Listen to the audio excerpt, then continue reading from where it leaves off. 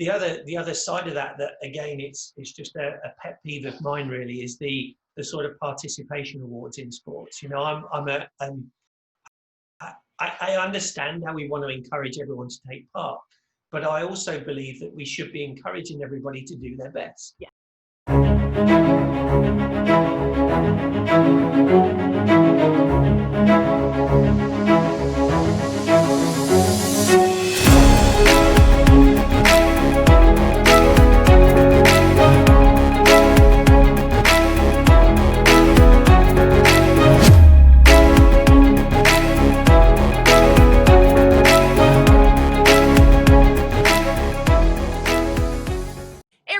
And welcome back to the Lifelong Podcast. I'm your host, Coach Molle from Three Pines Leadership. And again, from the bottom of my heart, thank you so much for spending this part of your day with us here today. And it's Thursday, so I have another awesome conversation in the works today for you guys. But before we get into it, before I introduce our really, really cool speaker, I want to tell you a bit more about why I'm so connected to this topic that we're going to talk about and the mission that this guest is taking the world on, okay? So I started out in public school, in high school. And after liberating the photocopier from the office and cracking into it to make free photocopying available in the parking lot of my high school, I was politely asked to leave.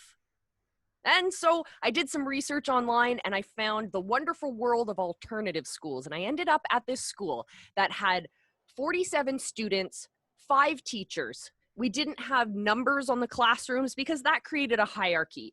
We didn't have a hallway because that created a hierarchy. We had the blue room and the red room, and they were all wonderful classrooms, each individually decorated off of a main gallery that was covered in student artwork. And in that gallery, we would meet together on a regular basis, and we would make decisions on curriculum and how we would engage with the community. And it was just an incredible space, an incredibly powerful space for me as a teenager to be part of and to be given the opportunity and given the permission, let's say, to make decisions for myself and to say, hey, this is something I'm passionate about and this is a direction I want to go. It was at that school that one of our community members, one of the parents of our students, joined up and said, hey, I'm going to run a class. She was a college professor and she was working in social work and helping people with crisis management. So she came into our school and she ran this most amazing co-op class where we became student mediators. And we ended up being invited into high schools in our town, in our city, to help work one-on-one with other students. And it was in those moments, those wonderfully deep connections that I was able to make with my peers. Even though they lived, on the other side of the big city, we were able to meet one-on-one. And that's where I realized that teenagers have such an incredible capacity to change the world. They have amazing ideas that come from their experience and their positioning in their social world as well. They have a perspective that we as adults have kind of lost. And so today I want to introduce you to an incredible guest who is helping to ignite that passion in teenagers and not only just help them light their fire and hold that light to the world, but he is helping them find that path so that they can come from where they are right now to changing the world. So as we always do, I'm going to pass it over to our guest. So who are you and what do you do? Well, hey, Molle, thanks for that wonderful introduction. Your story is amazing. My name is Chris Baker, and I'm originally from England, but now reside just outside of Orlando, Florida, where I've worked for the Walt Disney Company for the last 9 years, currently on furlough with them, but that has enabled me to follow my own purpose and passion, which is to help the teenagers to identify with their purpose, passion, and strengths so that they can choose a college and career path that not only that they enjoy, but that fulfills them. And the reason I wanted to do that is that I've had 30 plus years in the corporate world on both sides of the Atlantic. And one of the things that became increasingly apparent to me, and even more so when I went into coaching and training, is that there are far too many people in the corporate world that are disengaged, right? They're not really enjoying their job. They're sort of stuck in a rut, or let's just say stuck, full stop, right? Stuck period there. And they don't know how to get out of it. They don't enjoy their life. And so what happens is that gets passed down generationally. And so I started looking and saying, well, how can I change that, right? My purpose is to change that. I want people to enjoy going to work. I can see the benefits for the corporate world, because if people want to go to work rather than feel that they have to go to work, they're more productive, they take less sick time, they're more loyal. So it saves the organizations money, but it also is making them money on their bottom line. And as I tracked it back, I realized that it's the teenage years when that becomes lost, right? Because you look at children, right? Children are our greatest learners. They've got wild dreams. As you explained in your story there, that nothing's impossible, right? They just go for everything. They've got no fear. And yet when they get into the teenage years, the generational pre-programming tells them that not to try these things, because if they fail, that's bad, or to worry about what other people are going to say about them if they're a bit quirky or a bit off the wall. Yeah, and that don't stretch yourself there, because that you're not really good enough to do that. And so they get this anxiety, depression, their confidence goes down, they got low self-esteem. And very often they go to college just because they feel they have to. They're trying to live up to the expectations they believe other people have got for them. And so they choose a degree just to get a degree that's going to get them a job afterwards, but it's not really what they want to do, right? And then what happens is that then the millennials and now Gen Zs get a bad rap from the corporate world, because they say, well, you come in with all these expectations and you're entitled, you want to get promoted, but you don't want to work for it. You job hop because you're always looking for it. It's not the millennials and Gen Z's fault, right? It's society that has created that. So I need to bridge that gap. So what I do now is I want to help the youth to identify that purpose, passion, and strengths, but I also want to help the corporate world to say, hey, your employees now, it's not too late for them to actually still find that themselves, right? Like I have I was 50 when I started this. And so to bridge that gap, and eventually, it will literally change the world. Yes, I am on a mission to change the world by inspiring other people to change the world with their crazy ideas. And I love that. So I want to circle back just briefly. Sure. Disney, because Disney is such a wonderful place of inspiration for generations. Mm-hmm. If we're talking inspiring young people to dream big, if we're talking all the way on the corporate side to incredible customer service, like Disney is a place to be. But right.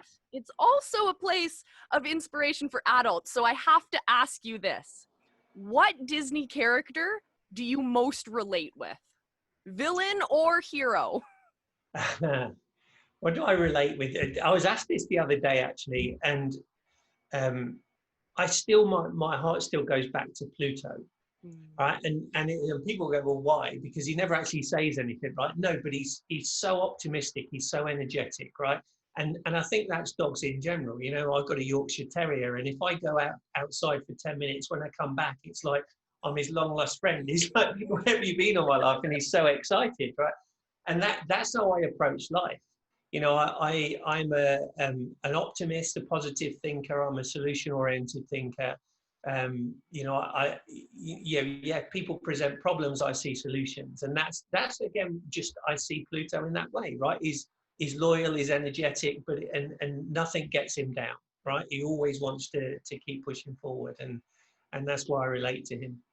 Oh, I love it. I love it. So positive. My dog is the same thing. Even if I just turn around for a couple minutes and I leave the room, Yeah. I am so excited to see her because she's so excited to see me. Oh, I love it. Okay. So now I have another question. Mhm. So, if you were elected leader of the world or like king of everything, and you had the ability to make some kind of big change to the way that our systems work, the way that maybe our education is working, or maybe the way that we work with each other and we relate to Mhm. each other in the sense of community, what big changes would you make if you were king of everything? Well, and one day I will be, Molly. But so for now, this is good. So I think if we talk about education system, but it's also the corporate world. We're taught what to think. We're not taught how to think. Right? We're taught to be generalists and not to be specialists. And I would want to change that. Right? When I talk about my mission, which is to help people identify their purpose, passion, and strengths. Right? I talk about strengths, and I've done this in my leadership style and coaching. That I want people to be in their strength zone. Right? People work best when they're in their strength zone. They're happiest when they're in the strength zone.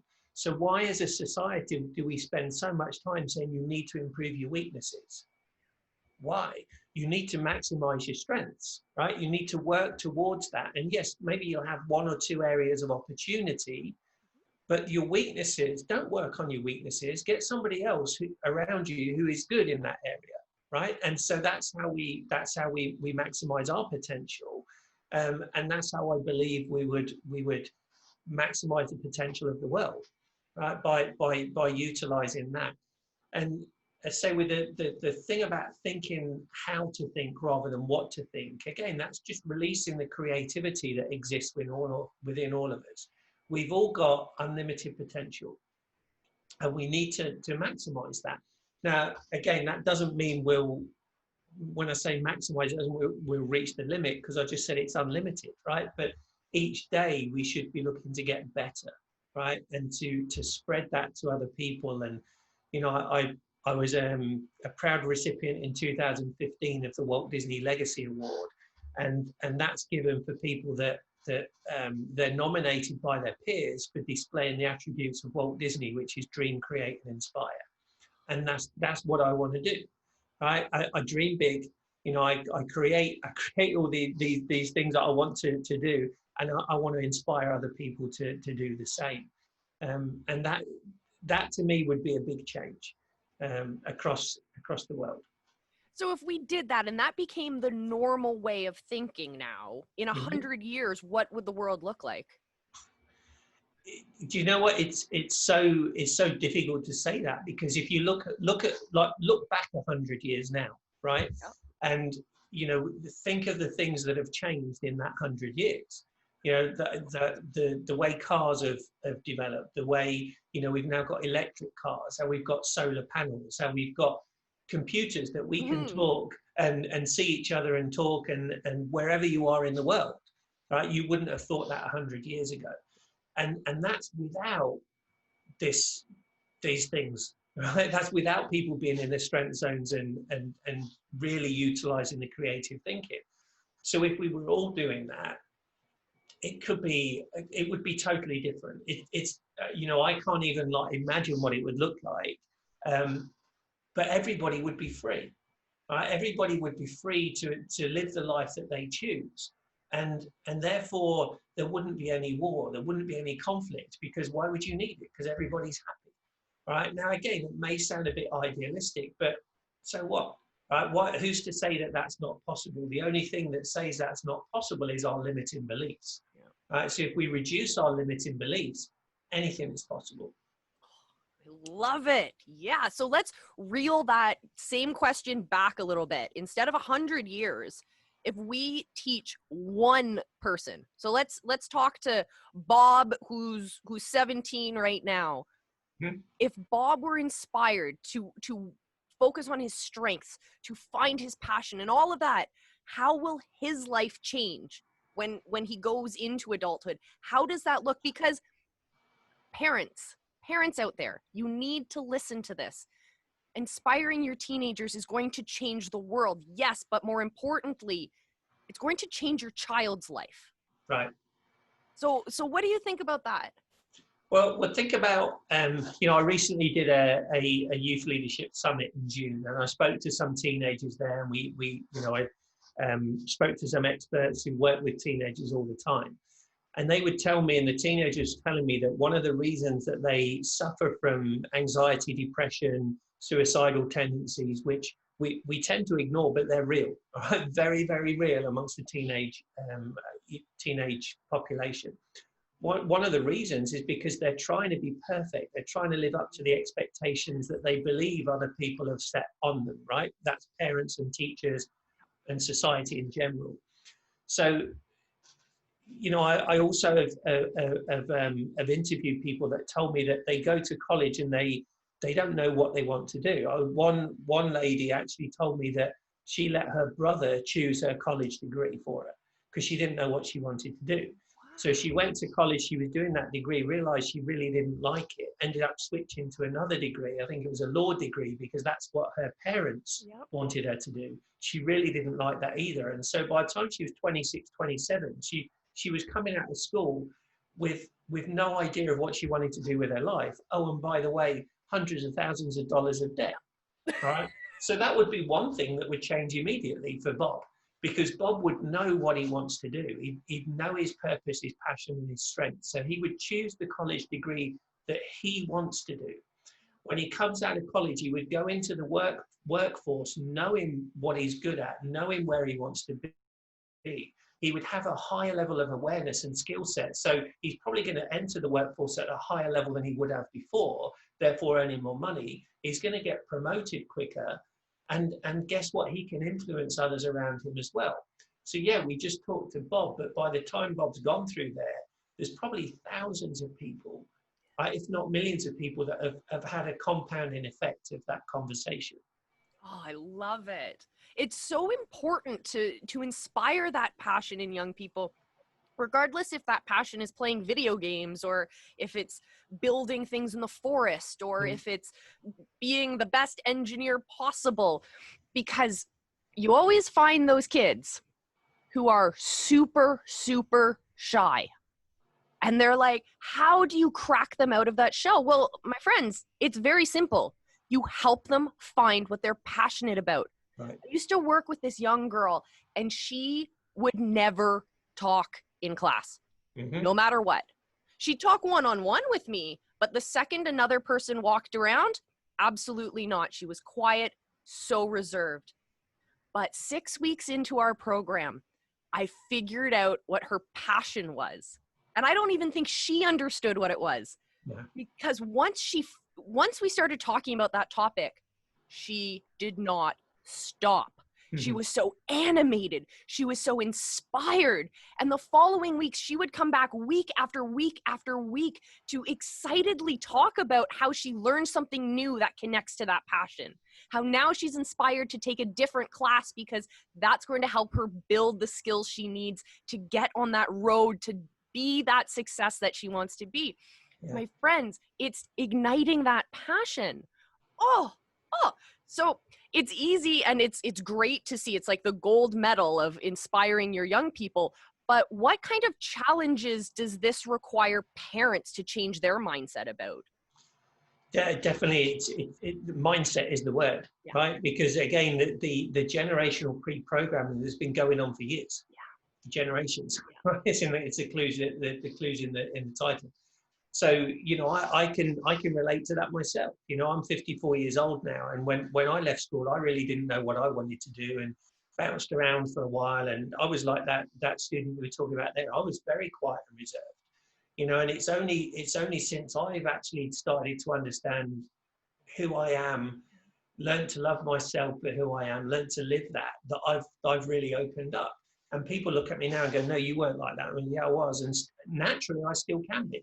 Right? If I'm in a room of people that don't know about personal growth and don't want to know about it, okay, I haven't got a lot to say. So I think the parents need to again is to increase their awareness, and I want to make it clear that this isn't anybody's fault, right? I'm not blaming parents, I'm not blaming teachers, I'm not blaming the education system, because that's developed to what it is based on what's gone on before, right? All of us our circumstances are a consequence of decisions that we've made or have been made for us in the past. So it's not our fault. But that doesn't mean that we can't change it, right? Once we are all where we are and the best of our ability based on our level of awareness currently. Well, once your awareness increases, then you've got no excuse, right? You need to move outside of that comfort zone, that bubble, and stretch yourself. And so parents need to understand as well that their teenagers will copy what they see. All right. So, I'm just writing actually a module for one of my latest courses on the art of connecting. And one of the things that's in there is out of everything that people see, hear, and read, 7%, only 7% is the words that we use, right? The rest of it is the tonality, the expressions, the body language, but also our actions, right? So we may be saying to our teenagers, hey, you need to knuckle down and do your homework, because if you don't, you're not going to get on. And then we sit in front of the TV with a bag of chips and ice cream, binge watching Netflix. It's a mixed message, right? We may be, we're in jobs where we're not necessarily engaged, and we're sort of going through the motions, and we're sort of celebrating hump day on a Wednesday, and Friday, yes, it's the weekend, and then Sunday it's like, oh no, I'm going back to work tomorrow. Yet we're telling our kids, hey, work hard and you'll get a good education and a good job. But if we're not doing that ourselves as parents and role models, then there's a mismatch, right?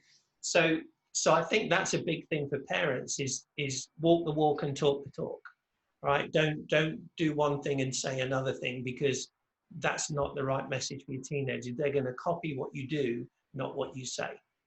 And I think parents would relate to that, because many of them will say, well, my teenagers don't do anything I say. And the teenagers will say, my parents don't understand me. Well, guess what? There's a breakdown in communication, and it's connection that is needed, right? So understand, like you said with your student there, understand what motivates each other. Where are the hot spots? Where is the purpose and the passion?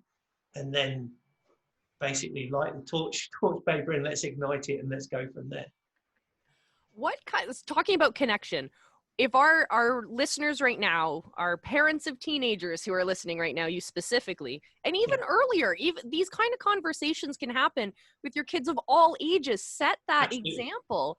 But what is one conversation that we can give as homework to our listeners tonight so that they can sit down with their teenagers and start that communication and start that conversation going? I think it's to understand values really is one of the things, right? And I think as adults, we've got values, and I've done this exercise with some private coaching clients recently, and we've started looking at values, and I give them a list of 100 values, and I say take it down to 25, then narrow it down to 5, but then tell me how you live in those values every day. I think that's a great exercise, and people can do it. Obviously, I've got a list, and I'll do it with my coaching clients, but you can get a list of values off of the internet. Mm-hmm. But take it and break it down. And then another exercise I've done with the coaching clients on that basis is say, now ask 5 people that you know to do the same, but for you, right? So if I was doing it, Molly, it's like I'm saying to Molly, hey, take these values and tell me which 5 of those values you think I have, right? And then why do you think I've got those? And then you take all of those 5 and you look at yours and you start looking at it and say, okay, so maybe I believe that these are my values, but other people see different values. So what is that saying? Is that saying that I'm not portraying what I believe? Right? And then you use those values to form the foundation of all your decision-making process in the future. And people say to me, well, how do you do that with teenagers if they haven't really lived? Well, they still see, right? And they're still observing things, and they know more than we give them credit for, right? They've got a voice, and we need to help them to live that voice. One of the messages that I say to everybody, but particularly teenagers, is you are enough. right? You are enough. You're good enough. You're worthy. You've got everything you need within inside you. All I help you do is release that, right? It's why my business is called Release Your Unconscious, because 95% of our mind is in the subconscious mind, right? The unconscious. So if we can release that, again, our potential is unlimited. And those conversations can start and revolve around the activities that your kids are burying their heads in, for example. Like, correct. If they're watching movies, well, what is it about that character that you're drawn to? Yeah. Are you drawn to the hero because they're saving the day? Right. That's a great place to dive into values. Are you maybe laughing at the villain because you feel more in tune with that character? Well, dive into it, my friends. Those are the kinds of questions that not only will you as parents find tons of information about your kids, you'll also start to uncover some stuff about yourself and can have those conversations about how did you come to those values in your life? What led you to those values? And sharing that experience and that journey with your kids is helping to lay the foundation. It's helping to lay a foundation of language so that they know these terms and these words, and this discussion becomes normalized. And one day, I promise you, if you lay this foundation every single day and it becomes a regular part of the way that you talk in your household, those conversations will carry through your teenagers to their friends. It will help influence who they're spending their time around, because that's how we're going to change the world, with a movement, my friends. Oh, I love it. I love it.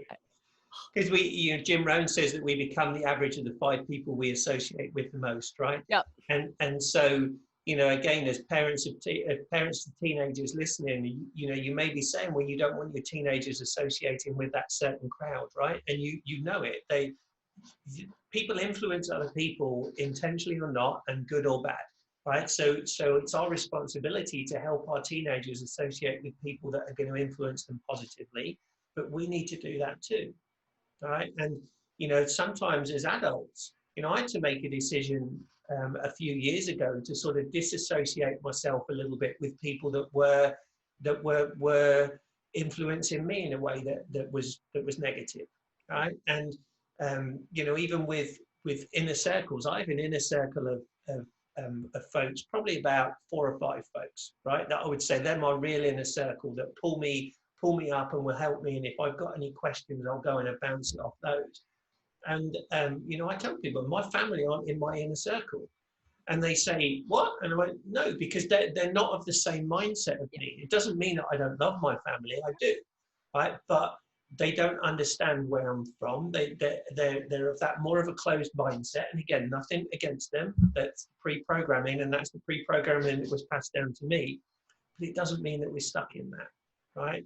And we've all got the choice to do what we want with our lives, right? And if we choose to just go with the flow, then guess what? You're probably going to get to the end of your life and have regrets. I would rather live with the fear of regret than live with the fear of failure. Yeah. Definitely. And I think going back to what we were talking about before, when we started talking about the anxiety and depression and just general difficulties in terms of mental health with young people growing up, I found from my experience, so I'm like the beginning of the millennial generation, I guess. I had a ton of opportunities as a kid. I was in ballet class and basketball class and ski, like tons of activities. It kept my mind busy, and it also inspired me to try different things and showed myself my own strength. Awesome. And as I started getting into education and becoming a teacher, I started to see those opportunities declining. There were less extracurricular opportunities, less clubs for kids to join, less activities for them to do. So what are your thoughts on that? Yeah, it's true. It's but and that's where, again, I think if kids are strong in those areas, we should be encouraging them to do that, right? Our education system basically is great at teaching us to memorize information so we can pass exams. Great. We don't do anything with that. So what's the point? And so, a lot of a lot of kids will miss out on what they really enjoy and what they're good at. And some of that is sports and those activities, right? So we should be encouraging that. You know, why force somebody to do science if they really got no interest in science, but they could be the next Michael Jordan, right? Exactly. And we're taking them away from that because they have to spend their time, and they probably have to work harder on it because they don't really understand it and don't enjoy it. Let's not do that.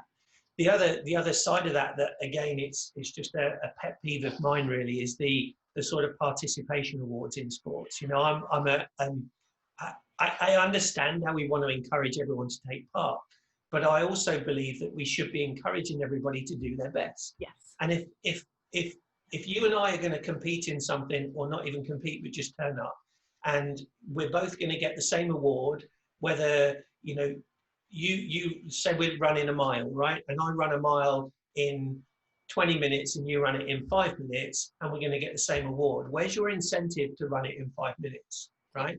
And, you know, again, I hear stories that it wasn't like it when I was at school, but I hear stories now of sort of little league and so on, where the kids are playing and they don't even keep score. Yeah. Because they don't want to have winners and losers. It's, well, why?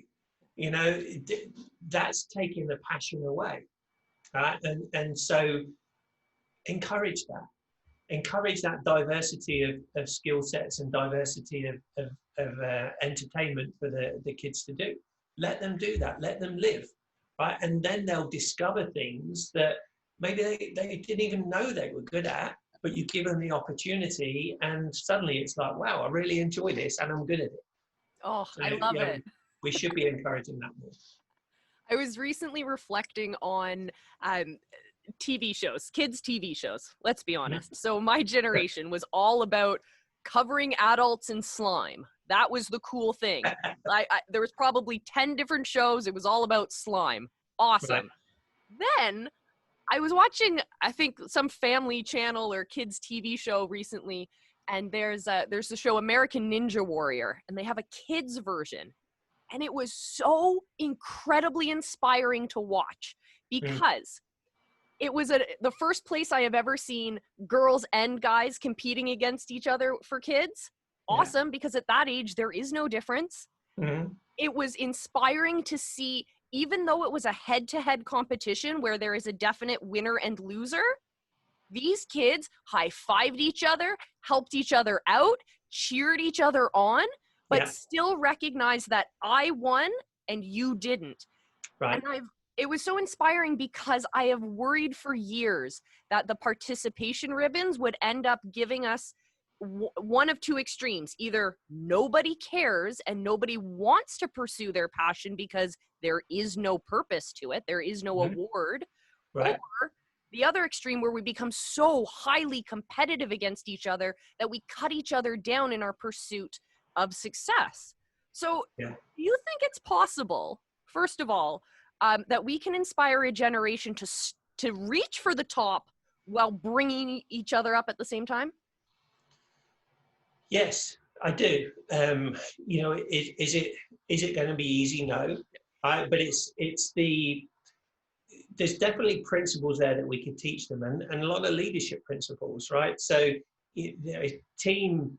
I believe team stands for together, everyone achieves more, right?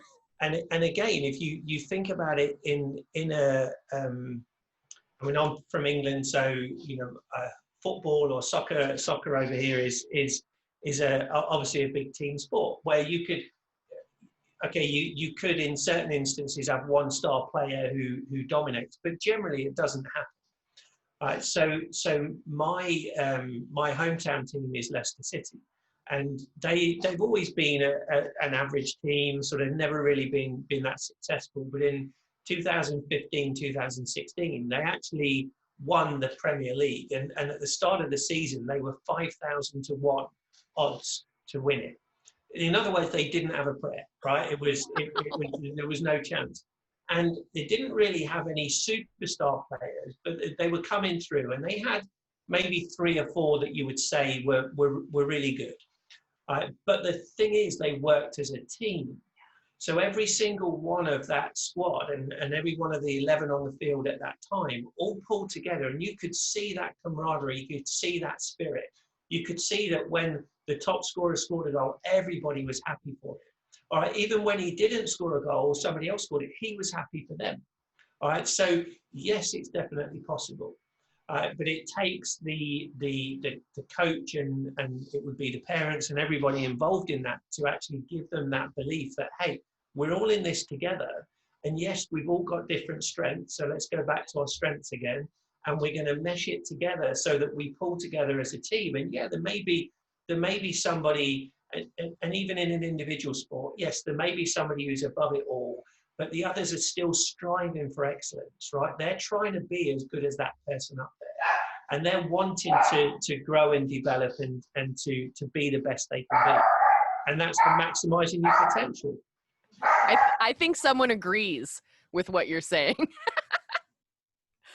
So I want to ask you my favorite question about leadership because, well, everyone has a different opinion on this one. So in your opinion, from your experience, does the leader always have to be the loudest member of the group?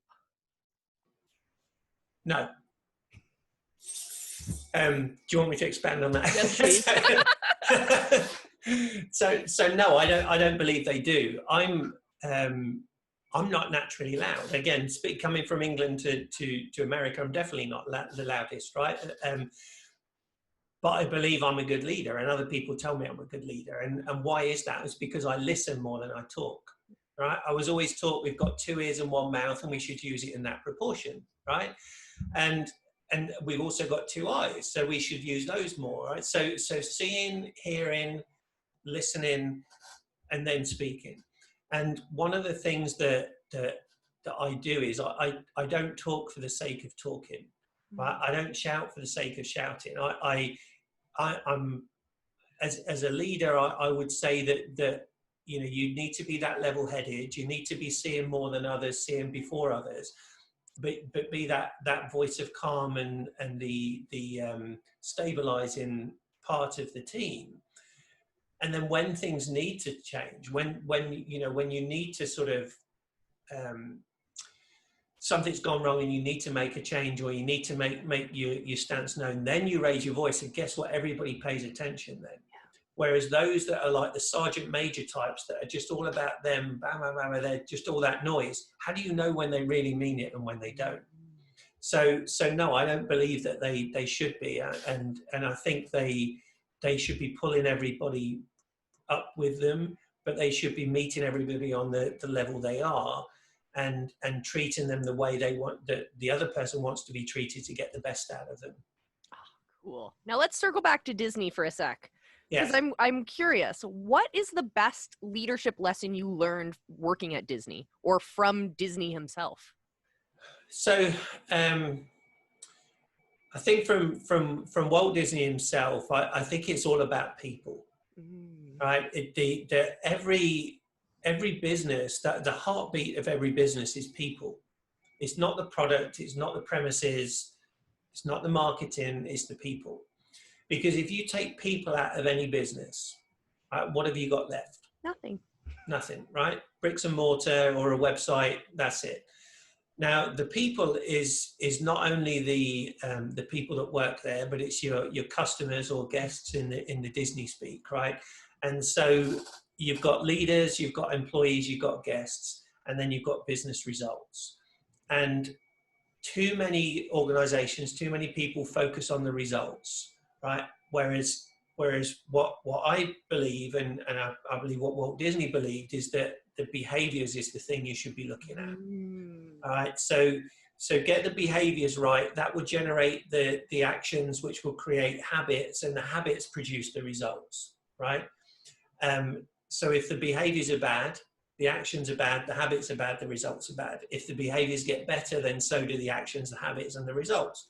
So focus on the people, right? And really it starts with your customers, your guests, because they're the ones that are spending the money with you.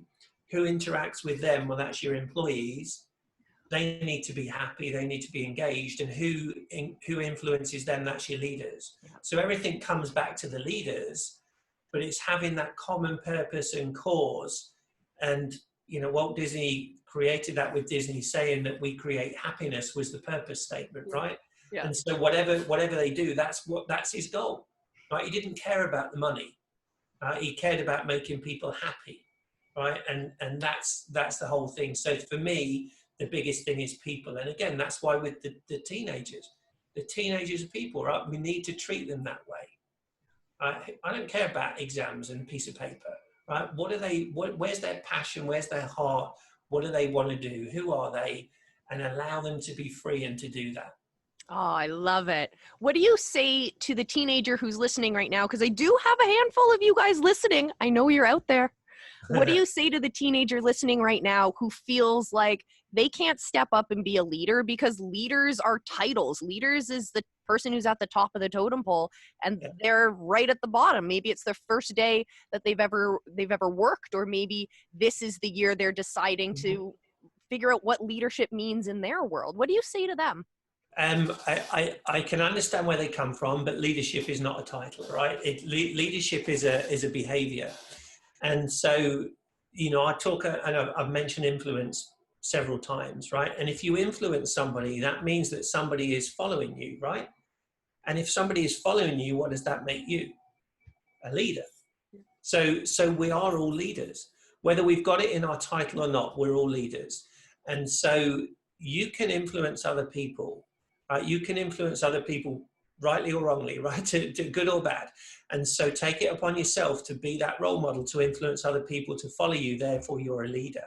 And that's how you will move forward, right? That's how anybody gains it. If you look at Gandhi, for example, right? And going back in India, I can't remember the year that he was around there, but Gandhi mobilized like 2 million followers. He was a leader. He didn't have leader in his title, but he led 2 million followers, right? So you can do it as a teenager. Just be yourself, let your voice be heard, know what you want to do, why you want to do it, have a dream and follow that dream and live it, and other people will follow you, and therefore you're a leader. Oh, I love it. All right, before we sign off, Chris, how can people get into your world if they are feeling the spark of inspiration? Well, I hope they are after this. It's been a great conversation. But so I've got my website is chris-j-baker.com. I've also have a private Facebook group called Youth Leadership Development. So if you go on Facebook, look up Youth Leadership Development. There's apply to join, and I'll let you in there. That's we're working on that. And on the website, there's various links and so on that you can do. If they want to, I've got a free PDF on connecting and how the benefits of connecting. And if you go to my website, chris-j-baker.com, put /connect, CONNECT, and you can download that free PDF. It's a fairly simple one, but it's just, everything is really simple. It doesn't mean it's easy, but it's simple to do. So. Oh, that's fantastic. Well, Chris, thank you so much for joining us for this episode. I'm inspired, that's for sure. And I hope all of you guys at home are inspired as well. Maybe you're the parent of teenagers or young people who are going to be teenagers soon, or maybe you're even just like a cool aunt or uncle, or you have really awesome teens or preteens in your life and you want to help them ignite their passions, figure out what their strengths are and pursue their passions, my friends. Chris is the guy who's going to help you make that happen. Parents, I need you to listen to how important this is. Our teenagers right now are going to be the people who are making decisions in this world. When we are old and we need to lean on our young people, these are the people who are going to be leading us in that time. And if we don't step up now and teach them how to think for themselves, how to be forward-thinking problem solvers who are passionate about making the world a better place, we need to do this now, my friends. So head over to Chris's website, get yourself that connection guide, and have those conversations with those young people in your life. I promise you, that's how we're going to change the world, my friends.